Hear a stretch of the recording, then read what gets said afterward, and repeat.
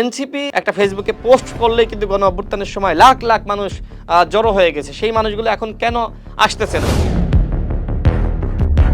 বিতর্ক কিন্তু সামনে আসতেছে। অনেকে রিসোর্ট কিনতেছে, অনেকে ফ্ল্যাট কিনতেছে, 1 কোটি টাকা নিচে নাকি কোনো তদবিরই করে না। মাসুদ কিন্তু এখন সে হাতিয়াতে যায় কিন্তু প্রাডো গাড়িতে, সাতখোলা গাড়িতে যায়। এই যে নতুন রাজনীতির কথা বলে তারা আবার ওই পুরাতন রাজনীতির দিকে আসলে ফিরে যাচ্ছে। 3 মাস হতে পারলো না, এখনই এত বিতর্ক। এগুলো আসলে মানুষকে আসলে এখন আর আকৃষ্ট করছে না।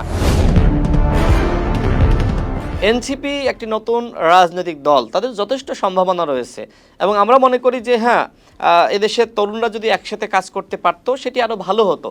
তারা মনে করেছে যে তারা যে আপনার ছাত্র শক্তির ভাই ব্রাদার ছিল, হ্যাঁ, তারা অল্প সংখ্যক, তারাই আসলে কাজকাম একসাথে করতে চায়। ভালো, তাদের ভিতরে হয়তো সেই সম্পর্ক আছে বা কিছু বাম ঘরানার মানুষকে তারা তাদের সাথে যুক্ত করেছে, কিন্তু তাদের সাথে সাবেক শিবিরের একটি বড় অংশ যুক্ত হয়েছিল, তারা আবার তাদের সাথে যায়নি।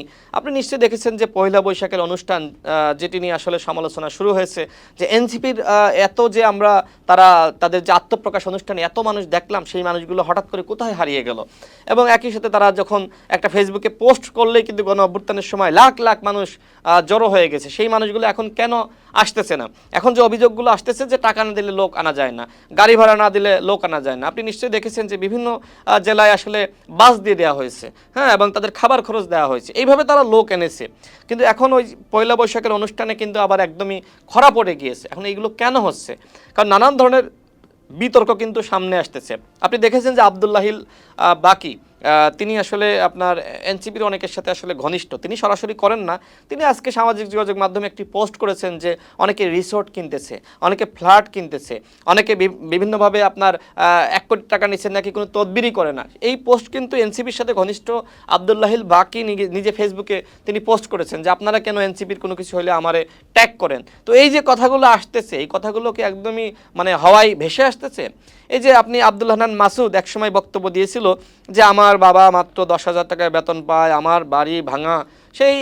সেই মাসুদ কিন্তু এখন সে হাতিয়াতে যায় কিন্তু প্রাডো গাড়িতে, সাতখোলা গাড়িতে যায় এবং তিনি বিশাল বহন নিয়ে তিনি যান। তো তার বিরুদ্ধে অভিযোগ রয়েছে মূলত ওইখানকার যে ডামি এমপি ছিল, সেই ডামি এমপির বিরুদ্ধে যে আওয়ামী লীগের একটা অংশ, সেই বিরাট অংশকে তিনি প্যাট্রোনাইজ করতেছেন এবং এটা কিন্তু গোয়েন্দা সংস্থা জানে, ডিজিএফআই জানে, সবাই জানে।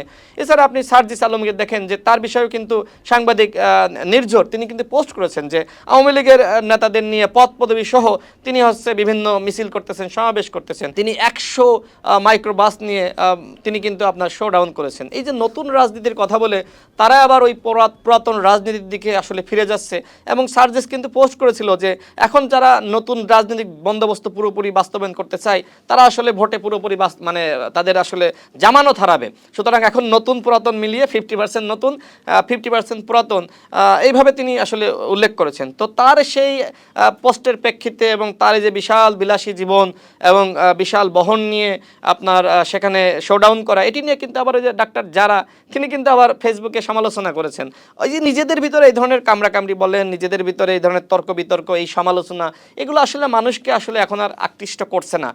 তারা মনে করেছিল যে এই তরুণদের ব্যাপক সম্ভাবনা রয়েছে, কিন্তু তরুণদের বিরুদ্ধে তারা মানে 3 মাস হতে পারলো না, এখনই এত বিতর্ক। দেখেন আমরা কিন্তু 2018 সাল থেকে সক্রিয় রাজনীতি করতে পারি, এখনো পর্যন্ত কেউ বলতে পারবে না কোনো দুর্নীতি করেছি, চাঁদাবাজি করেছি, টেন্ডারবাজি করেছি।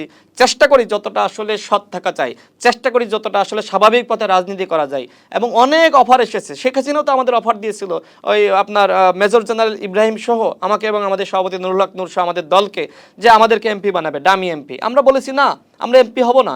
সেই জায়গায় কিন্তু আপনার মেজর জেনারেল ইব্রাহিম, তিনি সিনিয়র মানুষ, তিনি লোভ সামলাতে পারেননি। তরুণ হিসেবে কিন্তু আমি এবং আমাদের সভাপতি নুরুল হক নূর সহ আমাদের দল গণ অধিকার পরিষদের নেতৃবৃন্দরা আমরা তো লোভ সামলাতে পেরেছি। তো রাজনীতিতে আসলে ওই কাঁচা টাকা এবং নারীর লোভ এবং মদের লোভ, এগুলো সামলানো কিন্তু অনেক কঠিন। দেখেন বিভিন্ন অনুষ্ঠানে যাই, হ্যাঁ, তো আমাদেরকে কিন্তু আপনার ওই যে রেড ওয়াইন বা আপনার ব্ল্যাক ওয়াইন খাওয়ার অফার দেয়, আমরা কিন্তু অ্যাভয়েড করি। সামনে মানে এই ধরনের অফার আসে বা টাকার অফার আসে, এমপিআর অফার আসে, আমরা কিন্তু এগুলো পুরোপুরি অ্যাভয়েড করি। কিন্তু এই লোভ আসলে এই বর্তমান বাস্তবতায় আসলে কয়জন সামলাতে পারে? দেখেন আমি একটি উদাহরণ দিই। মনে করেন যে একটা ছেলে একসাথে পড়াশোনা করেছে, এবং সে মনে করছে আমার বন্ধু তো উপদেষ্টা হয়ে গেছে, আমার বন্ধু তো বড় মানে বিশাল কিছু বড় নেতা হয়ে গেছে, আমি কেন হইতে পারলাম না? সেও এখন ওই যে বন্ধুর দেখা দেখি যে তারও ভালো হইতে হবে, তারও টাকার মালিক হইতে হবে, সেও আবার দুর্নীতির সাথে জড়িয়ে পড়ছে। এই হচ্ছে বাস্তবতা। এই বাস্তবতায় আসলে নতুন রাজনীতির সম্ভাবনা আসলে ডে বাই ডে নষ্ট হয়ে যাচ্ছে। নিজেরা বিতর্কের মধ্যে জড়ানোর কারণে এই সংকট, এই সমস্যাগুলো তৈরি হয়েছে। তবে এখনো পর্যন্ত যদি এনসিপি বা নতুন দল মনে করে যে আমরা এই বিতর্কগুলোকে দূরে রেখে আমরা একটি মেধাবী নেতৃত্বের মাধ্যমে, সৎ, যোগ্য, দক্ষ নেতৃত্বের মাধ্যমে সামনের দিকে আমরা এগিয়ে যাব, তারা নতুন করে ঘুরে দাঁড়াতে পারবে।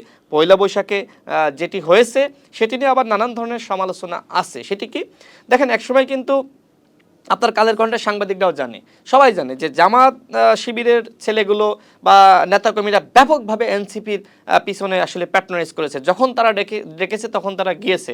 এবং একটা সময় কিন্তু এই কারণেই কিন্তু এনসিপির এবং জামাতের যে টোন টিউন বক্তব্যের ভিতরে ব্যাপক মিল ছিল, কিন্তু এই মুহূর্তে কিন্তু এনসিপির বক্তব্যের সাথে জামাতের বক্তব্য পুরোপুরি বিপরীত। জামাতের আমিরের বক্তব্যের মাধ্যমে আপনি দেখেছেন, অর্থাৎ জামাতও কিন্তু সেই বাস্তবতা বুঝতেছে যে আসলে এনসিপি আসলে কি চায়, তারা এক এক সময় এক কথা আসলে কেন বলে।